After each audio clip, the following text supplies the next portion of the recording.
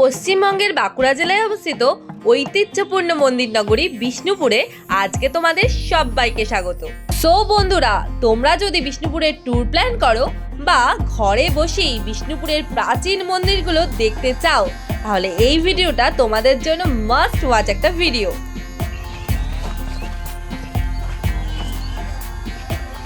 আমরা এখন টেরাকোটা, ডোকরা, পোড়ামাটির দেশ বিষ্ণুপুরে।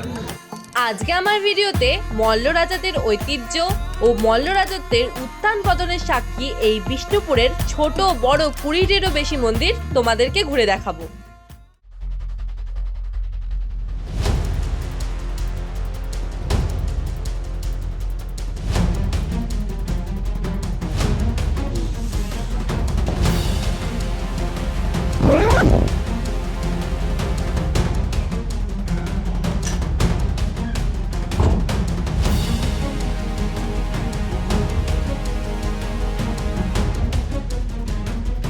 সকাল সকাল ঘুম থেকে উঠেই বেরিয়ে পড়লাম বিষ্ণুপুরের উদ্দেশ্যে।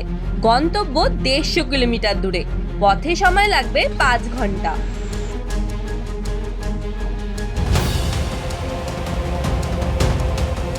Welcome to the city of Biష్ণুপুর.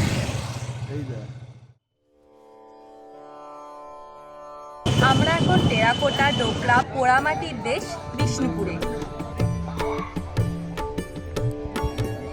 এটা রাসমঞ্চ, আর এখানে entry fees 25 rupees per person.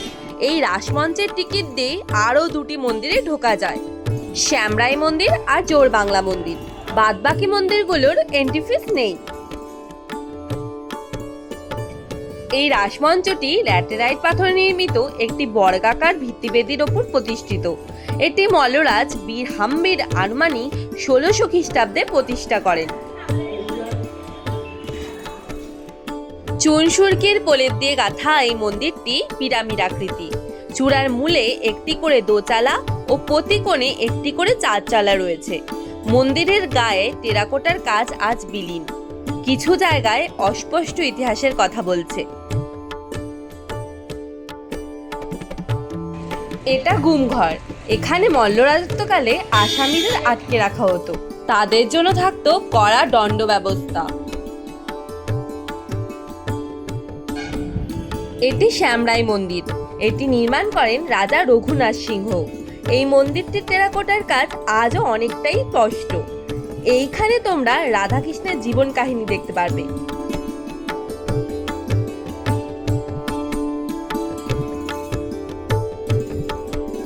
অনেক নষ্ট হয়ে গেছে।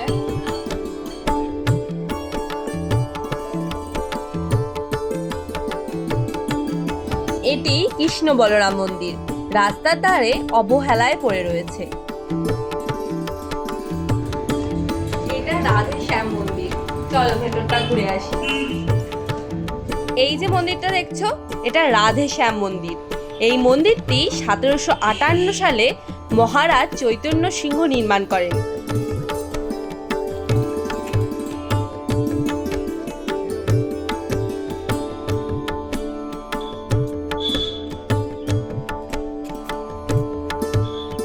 টেরাকোটার এক অসাধারণ কাজ এই মন্দিরে তোমরা দেখতে পাবে।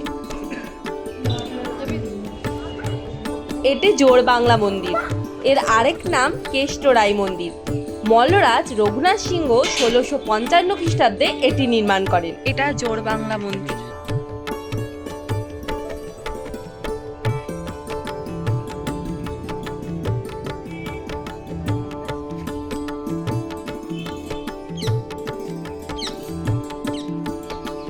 এই মন্দিরটির বিশেষত্ব হলো 2টি মন্দির একসাথে একটি দেয়াল ও চূড়া দিয়ে জোড়া।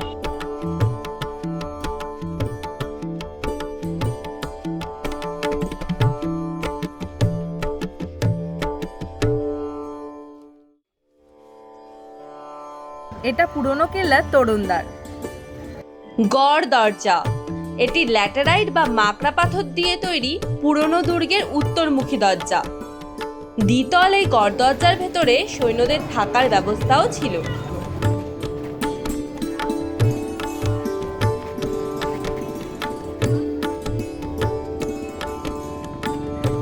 এর পুরোটাই ল্যাটারাইট পাথরে নির্মিত।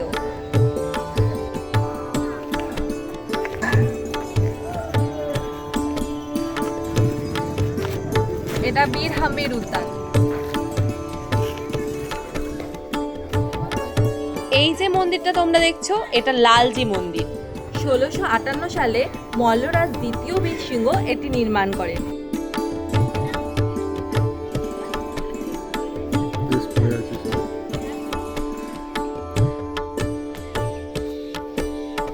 এটা দেখছো, এটা একসময় ফোর্ট ছিল, এখন শুধুই ধ্বংসাবশেষ পড়ে রয়েছে।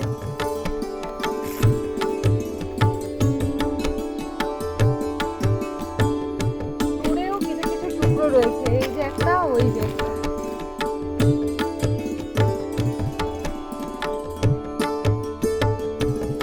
এটি নন্দলাল মন্দির, ল্যাটেরাইট পাথরে নির্মিত বাংলার চালা ছাদযুক্ত ও শিখরযুক্ত মন্দির। এটি দলমাদল কামান, এটি মল্ল রাজাদের সময়কার সবথেকে বড় কামান। এখন বাজে 5:07 আর আমরা চলে এসেছি পোড়ামাটির হাটে।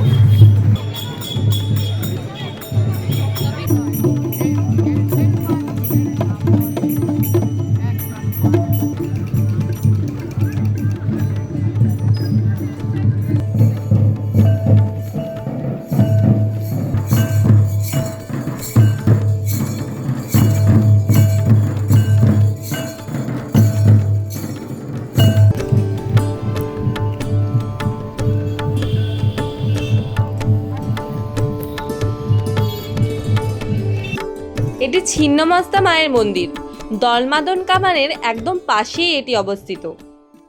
আজকে ডে 2, আজকে আমরা যাব গনগনি।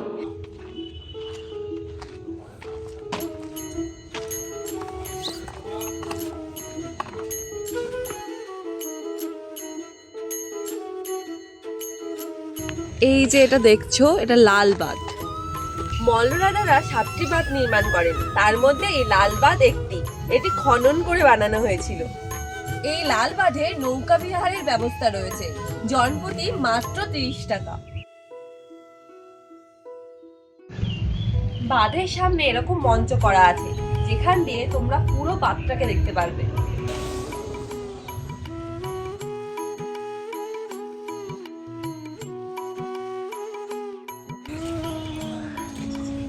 এই যে মন্দিরটা দেখছো, এটা মদন গোপাল মন্দির।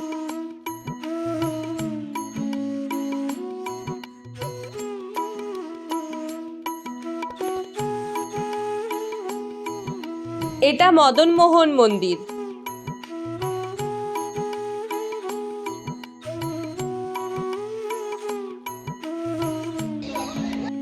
এইটা পাথরের রথ। সপ্তদশ শতকে তৈরি এই রথটি দ্বিতল ও তার উপরে একটি গম্বুজ।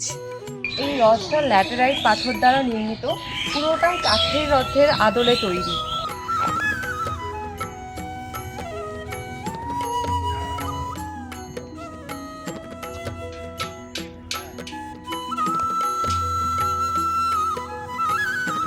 এটি রাধা গোবিন্দ মন্দির।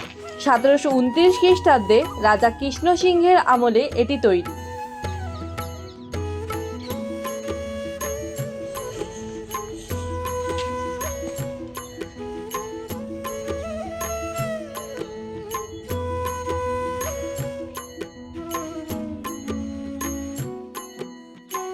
এটি কালাচাঁদ মন্দির।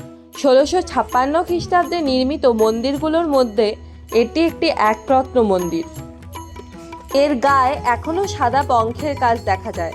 অসাধারণ নগরী এই বিষ্ণুপুর। এই মাঠটা দেখছো, এই মাঠটায় আমরা কালকেও এসেছিলাম। এখন আমরা বিষ্ণুপুর ছেড়ে যাচ্ছি, এখন আমরা যাব গনগনির উদ্দেশ্যে।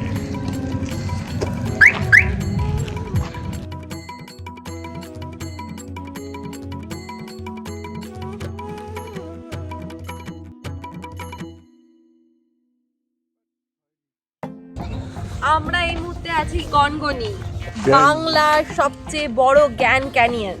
চলো।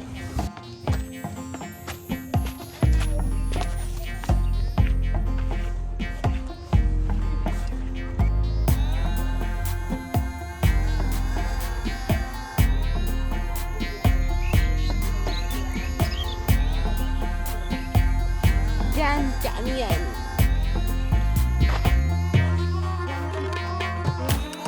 হ্যাঁ